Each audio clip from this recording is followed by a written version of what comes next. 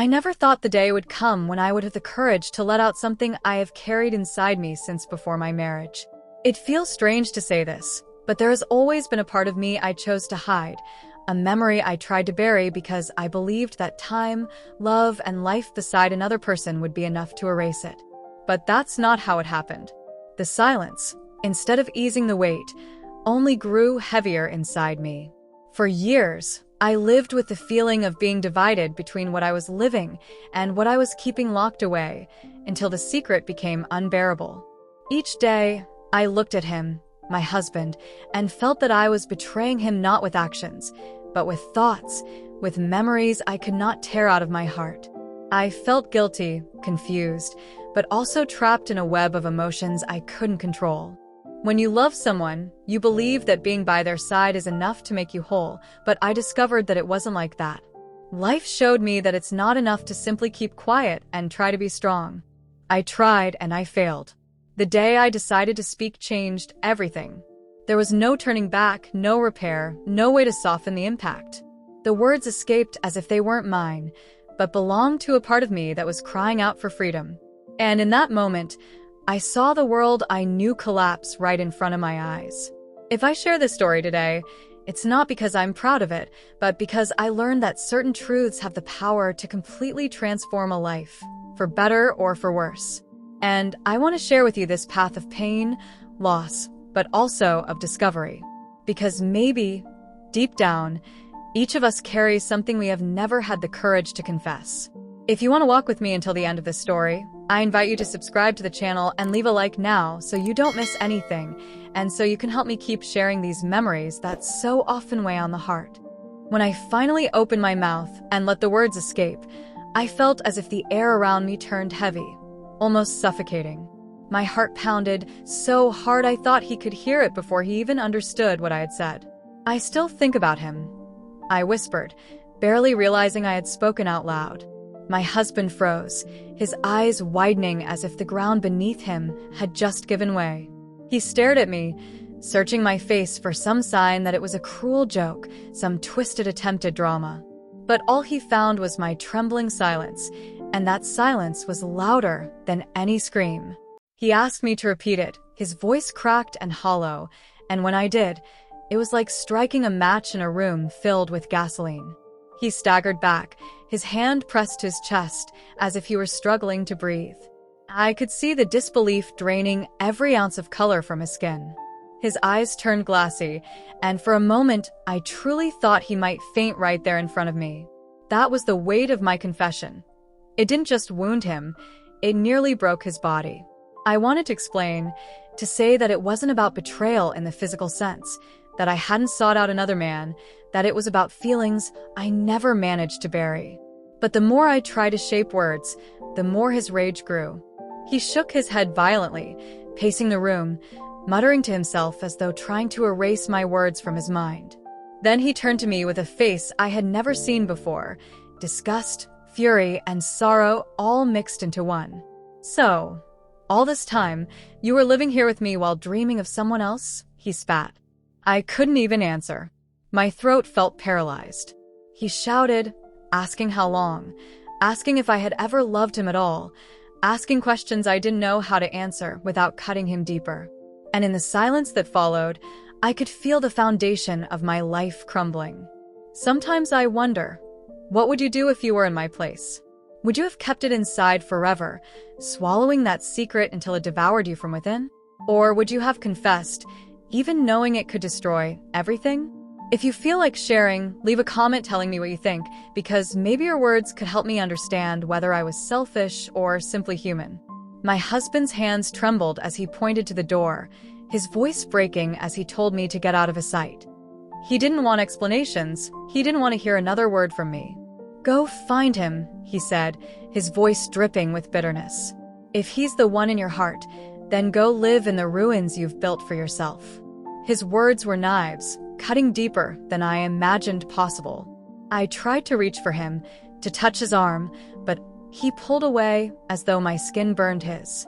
The love I thought was strong enough to survive storms seemed so fragile in that instant, like glass shattering against stone. I had confessed in the hope of finding honesty, maybe even healing, but all I found was the rawest form of rejection. I stood there, surrounded by the pieces of our marriage, realizing that no matter how much I wanted to mend them, some things can never be glued back together. My confession had not only torn open my soul, but had ripped apart the very life we had built. And as he walked away from me, leaving behind silence heavier than screams, I understood that I'd just lost everything, not because I had been unfaithful with actions, but because I had dared to speak the truth of my heart. He didn't give me time to breathe, or even to process what I had just done. His anger boiled over in ways I had never seen before. He had always been firm, sometimes even stern, but never cruel. That night, however, it was as if my confession had awakened a stranger who wore my husband's face, but whose heart no longer belonged to me. He moved through the room like a storm, pulling open drawers, throwing my clothes into a bag with trembling hands, his movements sharp and without pause. I tried to stop him, to explain that I hadn't betrayed him physically, that I had only been honest about the thoughts that haunted me. But my words collided against a wall of fury. "Do you think I care about your excuses?" he shouted, his voice hoarse. "Do you think it makes a difference whether it was in your body or only in your head? You let another man live inside our marriage, and that's enough for me." My chest tightened as he pushed the half-filled bag toward me. The realization hit me like a blow. He wasn't just angry. He had decided. My life as I knew it was over. He walked toward the door, holding it open with a force that made the hinges groan, and pointed outward, as though the house itself rejected my presence now. I begged him, falling to my knees, telling him we could work through it, that love could survive even this if he allowed it. But he stood above me, eyes blazing, and said words I will never forget. "You have no right to anything here. Not the house, not me, not even the memories we built. Take your things and go. If your heart belongs to him, then follow it to the ruins." In that moment, the cold truth settled in. I had not just lost a husband. I had lost a home, a foundation, a place where I thought I belonged. Everything that had once given me a sense of safety was slipping through my fingers. I rose slowly, numb and trembling, gathering the bag he had thrown together as tears blurred my sight. Every object I touched seemed heavier than it should have been, as if carrying the weight of broken dreams. He didn't look at me as I passed him. His gaze was fixed on the floor, his jaw locked, as though seeing me one more time would shatter whatever strength he had left. The silence between us was worse than the shouting had been. It was final, absolute, filled with an emptiness that screamed louder than words ever could. Stepping outside felt like stepping into another life, one I hadn't chosen and wasn't prepared for. The door closed behind me with a thud that echoed in my chest, and in that sound, I heard the death of the woman I had been. The streets looked different, darker, though the night was no different from any other. I held the bag close to me, realizing I had no place to go, no arms waiting to receive me, no corner in the world that felt like mine. The thought of returning to my family filled me with shame. The idea of seeking out that first love filled me with fear, and the option of being alone filled me with despair. I stood there for what felt like hours, until the cold air forced me to move, each step heavier than the last. I replayed his words in my mind, each one cutting deeper.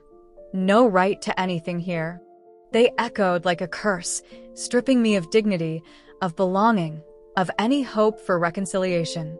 My confession had not only cost me a husband, but had erased the very ground under my feet. As I walked further away from the house that had once been my home, I realized I carried nothing but a bag of clothes and a heart torn between guilt and longing. And in that emptiness, I began to understand that I was not just abandoned. I had been exiled from the life I thought was mine forever. The first night alone was a torment I could never have imagined. I found myself in a small room lent by a distant acquaintance, a place that smelled of dust and silence, with walls so bare they seemed to reflect back the emptiness inside me. I sat on the edge of the bed, my bag at my feet, and stared at the ceiling as though it could give me answers. But there were none. The world felt cruelly still, as if it had moved on without me, leaving me behind to suffocate in the weight of my choices. Every sound from outside, the laughter of strangers, the distant hum of cars, the bark of a dog, reminded me that life continued for everyone else while mine had been ripped apart in a single night. I pressed my face into my hands and cried until my body felt hollow. I wasn't just mourning the loss of my marriage. I was mourning myself. Who was I now? Stripped of the identity of being a wife, stripped of the comfort of a home, stripped of the illusion that love could withstand everything. The silence was unbearable. In that silence, his words echoed relentlessly. Go find him. I hated how they clung to me, how they made me picture the face of the man who had once been my first love. I hadn't seen him in years, and I didn't even know if he remembered me, yet the thought of him had cost me everything. My confession had been about honesty, about releasing a truth that weighed me down, not about chasing after a ghost from my past. And yet, here I was, left with nothing, while my husband lived on in anger and betrayal. The bed felt too wide for me, a void that swallowed me whole. I curled up to one side, clutching my own arms for warmth, wishing desperately for a voice, a hand, anything that would remind me I wasn't completely invisible. The loneliness seeped into my bones, into every breath, until even the air felt heavy with absence. The following days blurred together, each one an echo of the last. I wandered through hours without direction, dragging myself from one corner of the city to another, looking for something to distract me from the storm inside my chest. But nothing helped. The sight of couples walking hand in hand pierced me like knives. Families gathering for meals reminded me of the home I had lost. Every smile I saw felt like a cruel reminder that joy still existed, only not for me. Hunger gnawed at me, but I often couldn't bring myself to eat. The food tasted like ash, meaningless when my soul was starving for something it could never receive again. At night, the memories were merciless. I remembered the way he used to laugh when I burned the rice, the way he reached for my hand when we crossed a street, the quiet moments where our silence had once been comforting instead of devastating.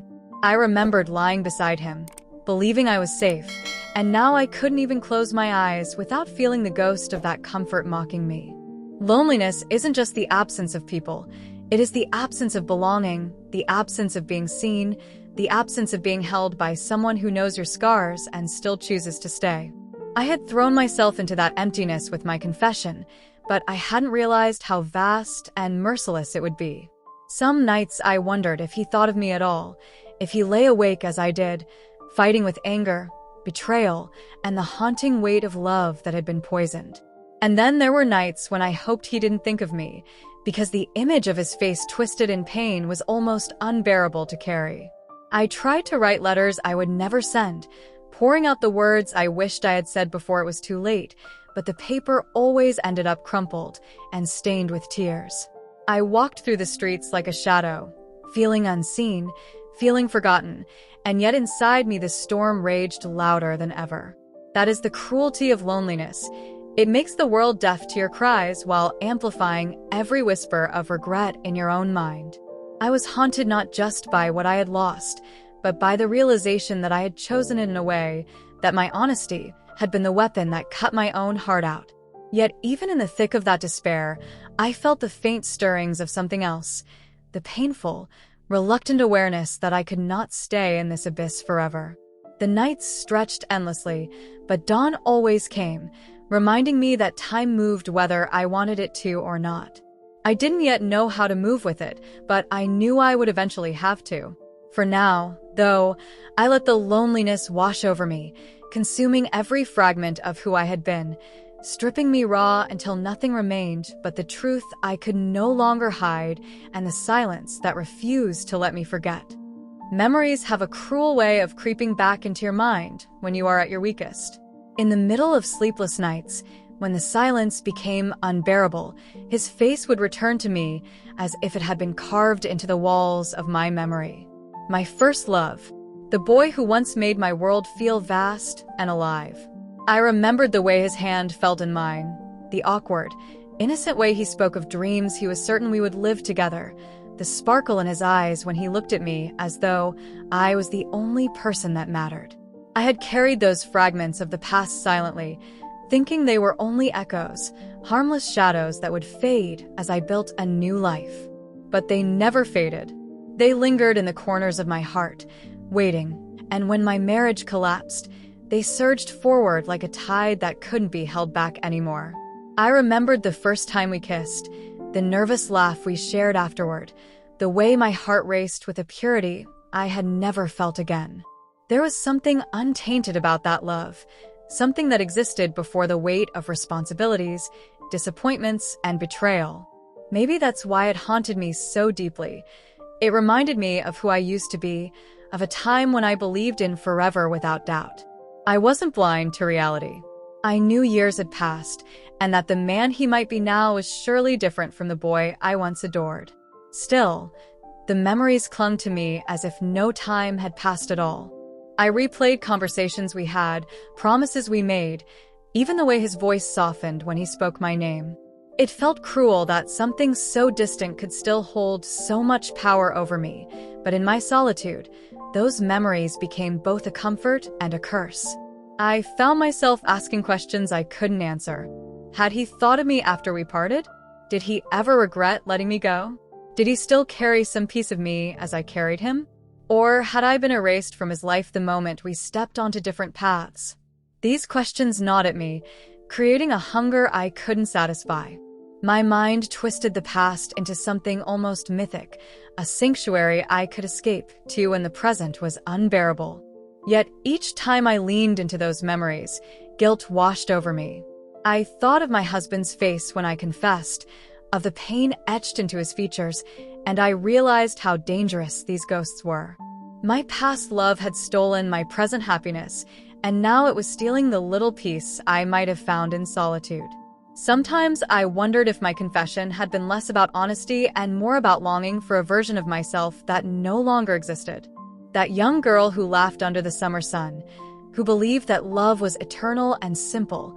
Maybe she was the one I truly missed, not him. But the line between missing him and missing myself blurred until I couldn't tell the difference. Nights were the worst. Sleep refused to come, and I would lie awake, replaying every detail of our time together. The way he walked beside me, the way he promised we would always find our way back to each other, the way his absence left me hollow when life tore us apart. Those memories grew sharper now, as if time had polished them instead of dulling them. They whispered to me, tempting me to believe that maybe he was still out there, waiting, holding on to the same pieces I could never let go of. And yet, another part of me feared that searching for him would only shatter the illusion completely. What if he had moved on? What if he had forgotten me entirely? The possibility was enough to paralyze me, trapping me between the unbearable weight of longing and the even harsher weight of disappointment. I tried to push the memories away, to busy my hands with anything that could ground me in the present, but they always returned. They clung like shadows that refused to leave no matter how much light I let in.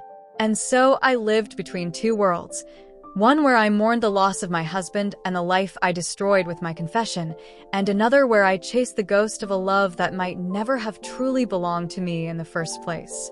Starting over was not something I had planned for, and yet it became the only choice left to me.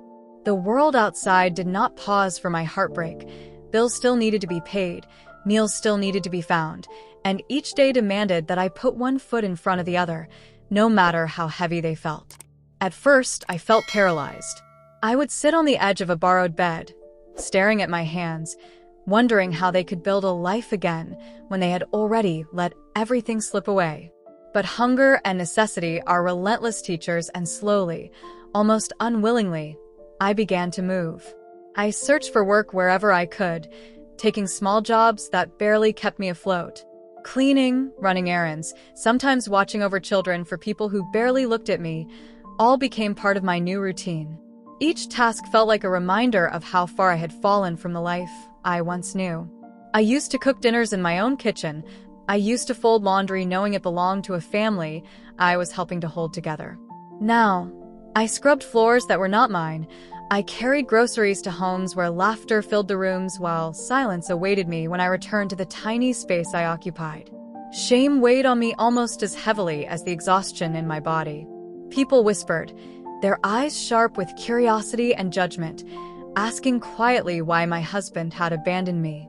I never gave them the truth. I let them think what they wanted, because the real reason felt too raw, too personal, too humiliating to repeat. At night, when the day's labor left me sore and aching, I would lie in bed and feel both broken and strangely proud. Broken because I had lost everything that once gave me identity, proud because somehow I was surviving. It was not the life I imagined for myself, but it was proof that even shattered pieces can still move forward. Survival, however, did not erase the loneliness. My heart still carried the weight of abandonment and regret. I often felt like a ghost in the world, drifting from one obligation to another, invisible except for the services I could provide. I tried to rebuild not just my circumstances, but also myself, yet I discovered how fragile I was without the safety of belonging. Every time I looked in the mirror, I saw a woman who seemed older than her years, her eyes shadowed by sleepless nights and her mouth curved into a line that had forgotten how to smile. But in those reflections, I also began to see someone else, a woman who had been stripped bare yet still stood. Slowly, painfully, I realized that my life was no longer defined by the titles of wife or partner. I was simply me, forced to meet myself again without the shelter of someone else's presence. That thought terrified me, but it also held a strange kind of power. I began to ask questions I had never dared to before. Who am I without him? Who am I without the illusions of the past? Who am I when I am left alone with nothing but my choices? These questions did not give me peace, but they gave me direction. They pushed me to rise each morning, to keep searching, to keep breathing, even when my chest felt heavy with grief. Starting over meant learning how to build from ashes, how to carry both guilt and strength in the same body. I stumbled often. I broke down many times, but I kept moving because life, in its cruel and merciless way, demanded it. And maybe, just maybe, hidden beneath all that pain, there was a faint whisper of hope that one day I could create something new from the ruins of what I had lost. Lost, and everything I had been forced to learn. There were mornings when I woke up with a strange calmness, almost forgetting the storm that had ripped my life apart, only to feel the weight return the moment I remembered where I was and why. Still, the rawness of the pain slowly shifted into something different. It became a part of me, like a shadow that never left, but no longer consumed me whole. I began to understand that honesty has a price, and sometimes that price is far heavier than we expect. Yet, even in the wreckage, I couldn't deny the truth of what I had done. I had spoken words that freed me from a silence that had been eating me alive. And though those words destroyed my marriage, they also revealed a strength I didn't know I had, the strength to stand in the ruins and still breathe. The lessons carved into me were painful, but clear. I learned that love, no matter how deep, is fragile when wounded by doubt. I learned that the past never fully disappears, and the heart often carries echoes we cannot silence. Most of all, I learned that survival is not just about having a place to stay or food to eat, but about finding a reason to keep moving even when everything inside begs to stop. People around me still ask, with curiosity or judgment, how I endured being left with nothing.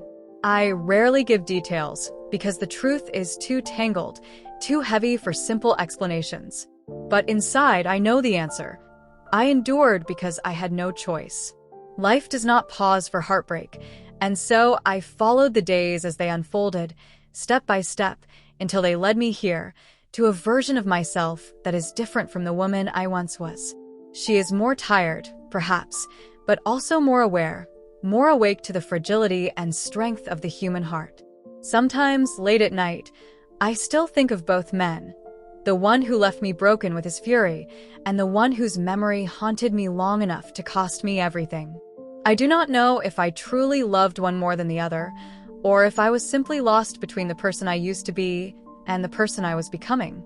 But I do know that their presence in my life shaped me, and their absence forced me to stand on my own. And in that solitude, I finally met myself without masks, without illusions. That is both the cruelest and most precious gift life has given me. Perhaps you can feel pieces of yourself in my story. Perhaps you carry secrets, regrets, or scars that no one else sees. If so, know that you are not alone. My voice here is proof that even from silence and abandonment, something can still be spoken, something can still survive. And maybe in sharing these words, I can keep alive not only my own story, but also the countless untold ones of others who have suffered and endured. That is why, if my story touched you in any way, I ask you to subscribe. Not for me alone, but as a way to keep these memories alive, to ensure that voices like mine are not lost to silence. Your subscription helps keep the flame of these stories burning, a light against the darkness of forgetting. And if you feel moved, leave a comment, share your thoughts, because every word you write becomes part of this effort to preserve memory and to give a voice to those who once had none. Finally, I invite you to continue with me beyond this story. There are other voices, other lives, other truths waiting to be heard.